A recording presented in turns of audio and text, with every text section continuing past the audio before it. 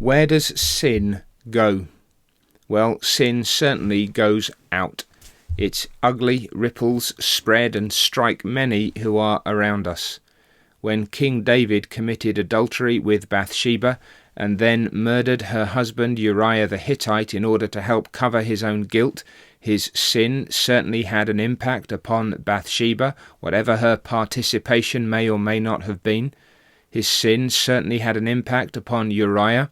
It struck and swallowed up Joab, the commander of the king's armies, who was the man who put Uriah in the front line in the battle. Certainly would have had an impact on others who were fighting that day alongside Uriah. It would have had an impact upon David's family immediately and more remotely, both in terms of the people closer to him and over time. It also had an impact upon the whole nation of Israel because David was the king of that nation. The consequences horizontally, if you will, of sin were awful and dreadful. Sin also has an impact internally.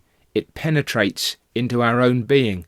The New Testament talks again specifically first about sexual immorality, that this is a sin that a man commits against his own body.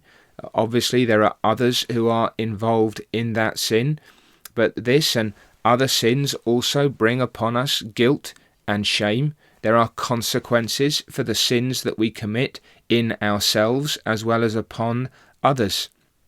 Sin goes out and sin goes in. But first and foremost, sin goes up. When David was responding, when his conscience was finally stirred to the sins that he had particularly committed with regard to his adultery, he said in Psalm 51 and verse 4, "Against you only have I sinned, and done this evil in your sight, that you may be found just when you speak, and blameless when you judge." He was, of course, addressing the true and living God, the Holy One.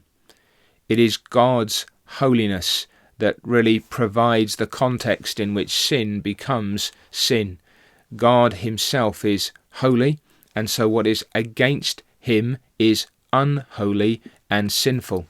When we read again in the Apostle John that sin is lawlessness, it is God's holy law that sin breaks. It is God's standard that defines what sin is.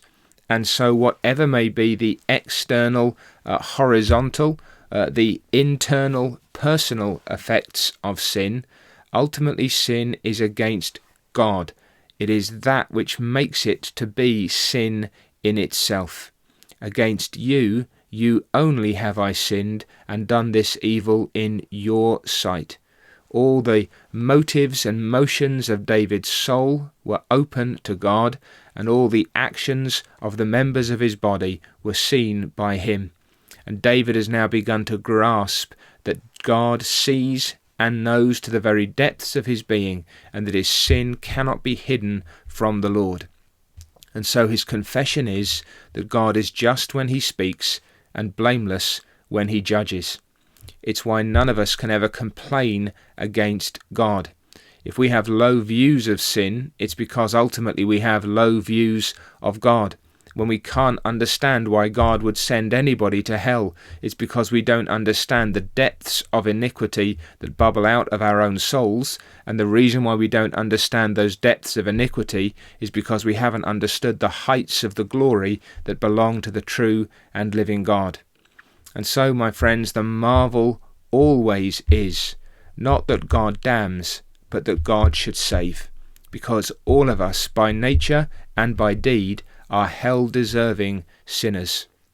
God, in his mercy, has held out salvation to us.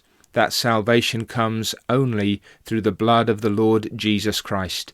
That blood washes us clean. That sacrifice is effectual for our salvation.